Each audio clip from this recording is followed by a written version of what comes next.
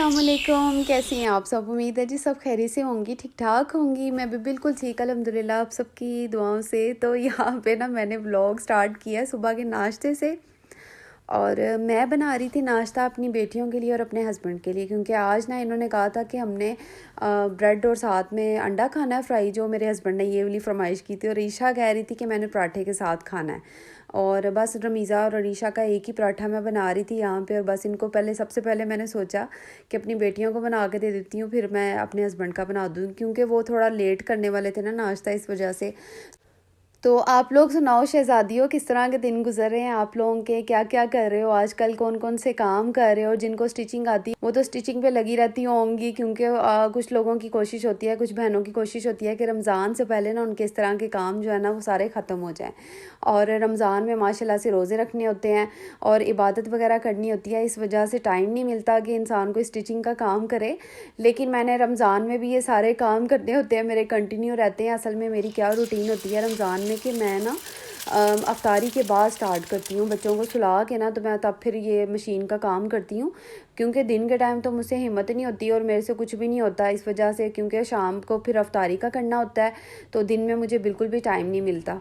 तो मैं सोच रही हूँ या तो मैं सुबह का कोई टाइम टेबल बनाऊँ कि 12 बजे मैं स्टिचिंग का थोड़ा सा काम करूँ, और फिर उसके बाद थोड़ा सा रेस्ट करने के बाद फिर मैं अफ्तारी की तैयारी क्या करूँगी। तो बस माशाल्लाह से आने वाला है रमज़ान, भी करीब है और बस रौनकें लगने वाली हैं, हर घर में माशाल्लाह से रौनक होगी। तो बस यहाँ पे मैंने पहले पराठा बना लिया, और यहाँ पे अब मैं बना रही थी अपने हस्बैंड का नाश्ता। अच्छा जी, आज के व्लॉग में मैं अपनी शहज़ादी बहनों के साथ शेयर करने वाली हूँ कि मैं कपड़े वगैरह कहाँ से देखती हूँ अपनी बेटियों के, कहाँ कहाँ जाके मैं सर्च करती हूँ, कुछ पीसेस वगैरह भी देखती हूँ। वैसे मैं लोकल मार्केट भी जाती हूँ, अक्सर आप लोगों को नज़र आता है कि मैं भगवानपुरा बाज़ार जो है वहाँ पे भी बहुत ज़्यादा शॉपिंग करती हूँ। नॉर्मली वैसे जाती वहीं पे हूँ, लेकिन अगर मुझे स्टफ़ अच्छा चाहिए, फैब्रिक अच्छा चाहिए होता है ना, तो फिर मैं कुछ ब्रांड्स पे चली जाती हूँ, ठीक है।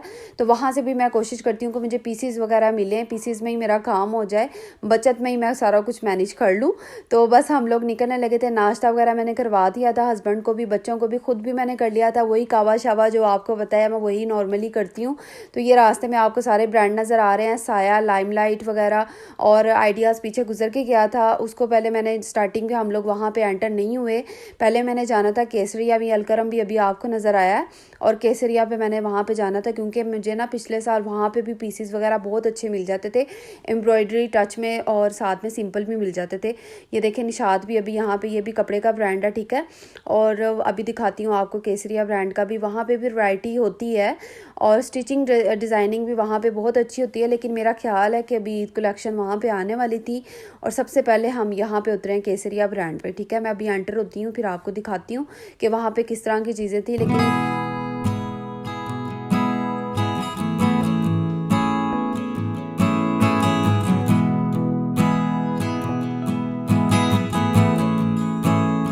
पूरी उम्मीद थी मुझे कि यहाँ पे पीसेस वगैरह मुझे मिलेंगे बच्चों के, लेकिन नहीं हुआ, ऐसा कुछ भी नहीं था। उन्होंने कहा कि अब इस तरह की कोई चीज़ नहीं आती है। देखें साइड पे अभी आपको ना थोड़ा सा स्टॉल लगा नज़र आएगा, कुछ बॉक्सेस बने हुए हैं जहाँ पे इन्होंने सेपरेट पीसेस वगैरह रखे होते हैं, लेकिन यहाँ पे पीसेस नहीं थे। स्टिच हुई शलवारें, स्टिच हुए जो ट्राउज़र होते हैं ना, वो यहाँ पे पड़े हुए थे, और इनकी प्राइसेस जो है ना वो थोड़ी ज़्यादा थी। मैंने यहाँ से कोई चीज़ नहीं ली, बस मैंने विंडो शॉपिंग करके ना यहाँ से निकल आई।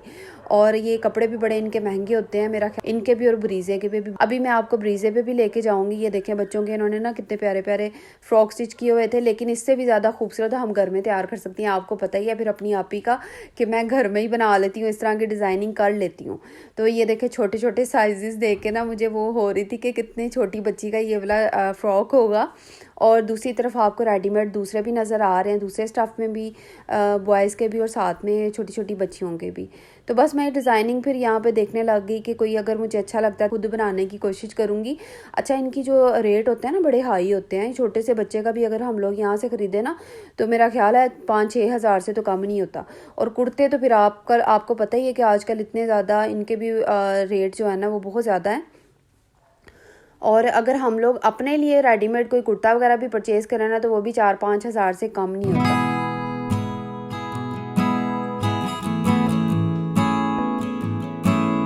तो मैं इसी वजह से ना मैं रेडीमेड कपड़े कुछ इस वजह से भी नहीं लेती क्योंकि बहुत ज़्यादा प्राइसेस भी होती हैं मार्केट में। दूसरा ये कि फिर वो कपड़ा जो है ना एक ही धुलाई में ख़राब सा मुझे लगना स्टार्ट हो जाता है, पुराना पुराना सा। इस वजह से मैं खुद ही इनकी ड्रेस की डिज़ाइनिंग करती हूँ।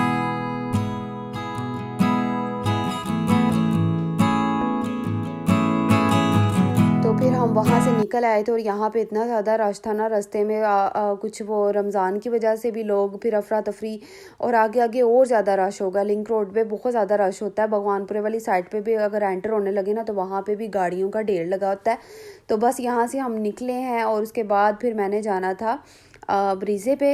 निशात पे भी मैं गई हुई हूँ, लेकिन वहाँ पे ना तकरीबन स्टार्ट शर्ट जो है ना, एक शर्ट वो होती है 2500 से स्टार्ट हो रही थी। मसलन एक शर्ट आपको 2500 में मिलेगी।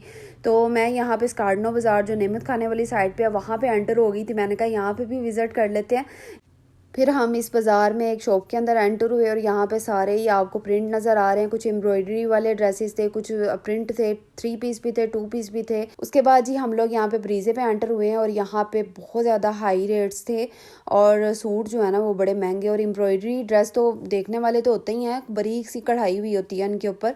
और बस मैं देख रही थी कि यहाँ पे अगर मुझे कोई पीसीज अच्छे मिलते हैं मुनासिब रेट में, रिजनेबल प्राइस में, तो मैं यहाँ से ले लेती हूँ। लेकिन कोई ऐसा सीन नहीं था। आज मैं बहुत ज़्यादा ना अपसेट हुई थी और मैंने कहा मैं क्या करूँगी, अरीशा मिर्ज़ा की कहाँ से मैं ख़रीदूँ। और उसके बाद लास्ट में हम लोगों ने जाना था आइडियाज़ पे, जहाँ पे अक्सर मैं जाती होती हूँ आप लोगों के साथ, फैब्रिक जिसका शेयर करती हूँ वहाँ पे भी अभी आपको लेके चलूँगी। तो ये सारे जो कढ़ाई वाले आपको थान नज़र आ रहे हैं ना, ये जो अभी इन्होंने ओपन कर रहे थे ना पैरेट कलर का, ये मुझे शर्ट बड़ी पसंद आ रही थी, लेकिन इसकी बहुत ज़्यादा प्राइस थी। उसके बाद हम लोग यहाँ से निकले और मैं आइडियाज़ में एंटर हो गई हूँ।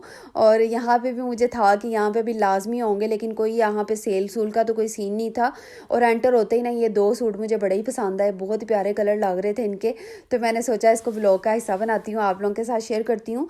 अच्छा जी, ये गुल अहमद का ड्रेस हाई जो समझ लें कि टॉप के डिज़ाइन है ना, उनमें से आपको दिखा रही हूँ। तो शहजादियों इनकी प्राइस बहुत ज़्यादा थी। मसलन इनकी प्राइस है तकरीबन 17,000 में, बल्कि इससे भी ज़्यादा होगी।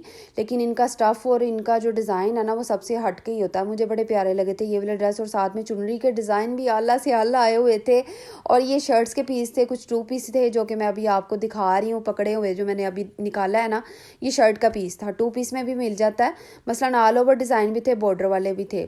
सारी कलर कॉम्बिनेशन बहुत अच्छे थे। और आज जो है ना वो इतना ज़्यादा रश नहीं था, क्योंकि आई थिंक ये मैं छुट्टी वाले दिन आई हूँ और ये संडे वाले दिन भी इनकी जो शॉप है ना ओपन होती है लिंक रोड पर, ठीक है।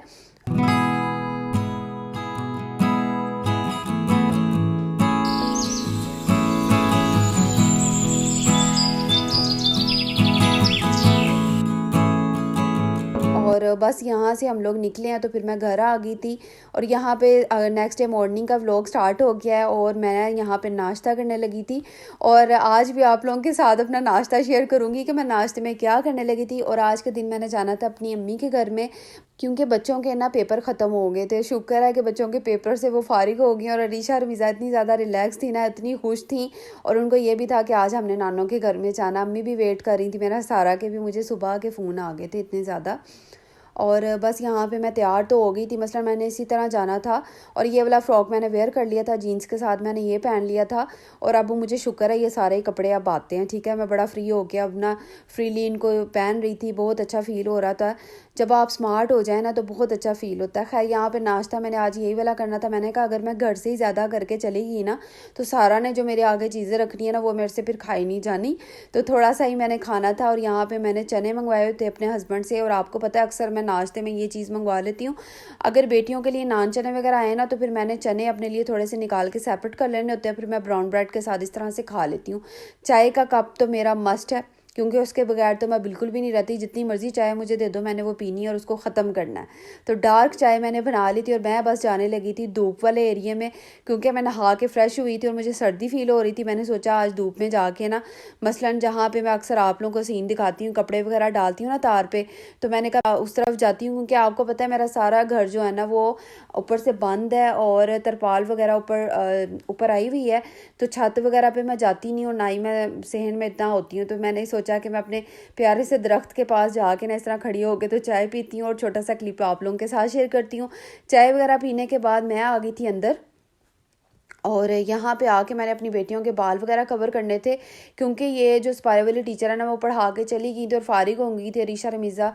और इनके बाल भी जो है ना वो ड्राई हो गए थे। सुबह मैंने इनको नहला के फ्रेश करके कपड़े पहना दिए थे। अरीशा ने अपना न्यू ड्रेस पहना था जिसका डिज़ाइन मैंने आप लोगों के साथ शेयर कर दिया। तो ये देखें, इनके बालों को मैंने एक दिन पहले ऑयल लगा दिया था और बस एक दिन के बाद ओवरनाइट मैंने रख के ना तो बस इनके बालों को शैम्पू कर दिया था। तो शाइनिंग आप लोगों के सामने, अरीशा के बाल सिल्की भी लग रहे थे और थोड़े से स्ट्रेट भी लग रहे थे। बस उसके बाद बच्चों को तैयार करने के बाद मैंने मोहम्मद इब्राहिम को पहले ही तैयार करके ना उसको आज मैंने नहला दिया था। नहला के उसको मैंने कवर करके अच्छी तरह से सुलाया हुआ था यहाँ पे, और मैं इजीली अपने काम कर रही थी। अरीशा के बाल बनाने के बाद रमीज़ा सालिया की बारी आती है। अच्छा, सब बच्चों को तैयार करने के बाद ना मैं फिर रेडी होती हूँ। मसलन मैंने कपड़े तो वेयर कर लिए थे लेकिन मैंने अपने फेस के ऊपर कुछ नहीं अप्लाई किया था। बस अम्मी की तरफ से होके आई हूँ। तो ये शाम के टाइम का जो व्लॉग है स्टार्ट हो गया, ठीक है।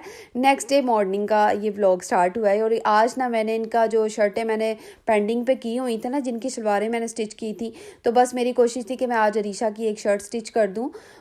अच्छा, जब भी मैंने किसी भी नेक की कटिंग करनी होती है ना तो सबसे पहले मैं प्रेस करती हूँ बुकरम के ऊपर, जो है ना हल्का सा प्रेस मार देती हूँ ताकि अच्छी तरह से वो बैठ जाए। अब स्केल की मदद से यहाँ पे देखें मैंने एक लाइन को ड्रॉ किया ताकि बिल्कुल स्ट्रेट जो है ना हमारा फिनिशिंग के साथ नेक जो है ना वो कटिंग हो। अच्छा जी, यहाँ पे मैंने जो नेक कटिंग करना था ना, डिज़ाइन कटिंग करना था, वो ज़रा और टाइप का था। वो आपने पहले भी शायद देखा हो। यूट्यूब पे तो बेशुमार उस तरह की डिज़ाइनिंग पड़ी हुई है। खैर, मैंने अरीशा का बनाना था, मुझे ये स्टाइल बहुत ज़्यादा पर्सनली पसंद है। अच्छा, यहाँ पे ना मैंने 5 इंच पे ऊपर से निशान लगाया, ठीक है। नीचे मैं वो अंदर जो मैंने गला कट करना है, जब लास्ट में आप लोगों के सामने ये नेक की कटिंग आएगी ना फिर आपको सारी समझ आ जाएगी। अच्छा, नीचे से ना मैंने इस तरह से वी शेप देते हुए ना निशान लगा लिया था। अब आगे आगे आपको पता चलता जाएगा कि मैं ये नेक किस तरह से कट कर रही हूँ। मुझे बहुत ज़्यादा खुशी होती है जब आप लोग कहते हो ना, आप ही हमने आपने जो डिज़ाइन बनाया अरीशा का या रमीज़ा का, उसको हमने देख के तो अपनी बेटियों का तैयार किया। यकीन माने मुझे दिल ही खुशी होती है और मेरा दिल भी करता है कि मैं पूरा एक तरीका आप लोगों को सिखाऊँ, लेकिन मैं नहीं कर सकती। अभी मैं बहुत ज़्यादा बिज़ी हूँ अपनी लाइफ में, बच्चों में बहुत ज़्यादा बिज़ी हूँ और सारा जो आपको पता ही है कि आजकल सारे काम मैंने खुद ही करने होते हैं और मेरा अब दिल नहीं करता कि मैं अब कोई हेल्पर वगैरह रखूँ और लगवाऊँ। मैं चाहती हूँ कि मैं अपने बच्चों के, अपनी फैमिली के सारे काम खुद ही करूँ। और इंसान वैसे भी मसरूफ़ हो ना तो वो सारी टेंशनों से दूर होता है और इधर उधर की बातों से, चुगलियों से, गिबत से भी फिर बचा रहता है। अगर फ्री होता है ना तो फिर उसका ज़हन जो है ना वो शैतानी कामों में लगा रहता है। तो मैंने इसी वजह से अपने आप को बिज़ी किया हुआ है, अपनी लाइफ को बिज़ी किया हुआ है। आप भी अपनी लाइफ को थोड़ा बिज़ी रखें और कोशिश किया करें कि कोई ना कोई अपनी लाइफ में एक्टिविटी कोई इस तरह की रखें। अगर आपको कोई हुनर आता है ना तो आप उसके रिलेटेड कोई ना कोई काम करती रहा करें। तो ये देखें, मैंने अब इसके अंदर वाला जो नेक है ना वो कट कर रही हूँ। 2.5 इंच मैंने उसके ऊपर चौड़ाई का निशान लगाया है और नीचे से जिस तरह हम लोग एक प्लेकेट काटते हैं ना उसी तरह से हमने इस तरह निशान लगाते हुए कट कर लेना है। लेकिन यहाँ पे मैं प्लेकेट नहीं कट कर रही, मैं यहाँ पे कोई फट्टी का निशान नहीं लगा रही। मैं यहाँ पे आधा इंच मैंने नीचे निशान लगा के ना इस तरह एक लाइन ड्रॉ कर ली थी बिल्कुल स्ट्रेट। अब इसको कटिंग करूँगी तो आपको सारी समझ आ जाएगी ये नेक मैंने किस तरह से कट किया, ठीक है। ये पूरा बुकरम का पीस जो है ना मैंने कपड़े के ऊपर पेस्ट करना है। अभी खोल के भी आपको दिखाती हूँ किस तरह से लगेगा। अच्छा, एक बात बिल्कुल सच है, बच्चों के कपड़े अगर हम लोग फिनिशिंग के साथ घर में तैयार करें ना तो वो किसी रेडीमेड कपड़ों से कम नहीं लगेंगे। तो मेरी कोशिश होती है कि मैं अपनी बेटियों के कपड़े पूरी सफाई के साथ अच्छे तरीके से काम करूं ताकि मुझे बाहर से परचेज़ करने की ज़रूरत ही ना पड़े। मेरे हस्बैंड को भी इनके कपड़े बड़े पसंद आते हैं और वो खुद ही कहते हैं कि घर में स्टिच कर लोगे, जो तुम घर में बना सकती हो ना वो बाहर वाले कपड़े इतने दिल को नहीं लगते। तो आप भी कोशिश किया करें अपनी बेटियों के कपड़े घर में ही बनाया करें। और अगर आप लोगों को स्टिचिंग नहीं आती तो यूट्यूब पे बहुत सारी वीडियोस पड़ी हुई हैं, बहुत सारे ऐसे लोग हैं जो कि सिखाते हैं, इजीली आप वहाँ से सीख सकती हैं। तो आप लोग भी रेडीमेड कपड़ों से बच सकती हैं। इतने ज़्यादा पैसे भी बाहर लगते हैं और इतने, मसलन आजकल अगर 6 साल की बच्ची का अगर हम लोग कुर्ता लेने जाएँ ना तो वो भी किसी 3-4 हज़ार से कम नहीं मिलता। अगर अच्छा कपड़ा, मैं आपको सजेस्ट करूँ, अगर आप अच्छा कपड़ा लें तो वो भी इतना महंगा मिलता है, ठीक है। तो यहाँ पे देखें मैंने नेक की कटिंग कर ली थी। तो आज का व्लॉग होपफुली आपको ज़रूर पसंद आया होगा। अपना बहुत सारा ख्याल रखिएगा, दुआओं में याद रखिएगा। शहज़ादी, अल्लाह हाफिज़।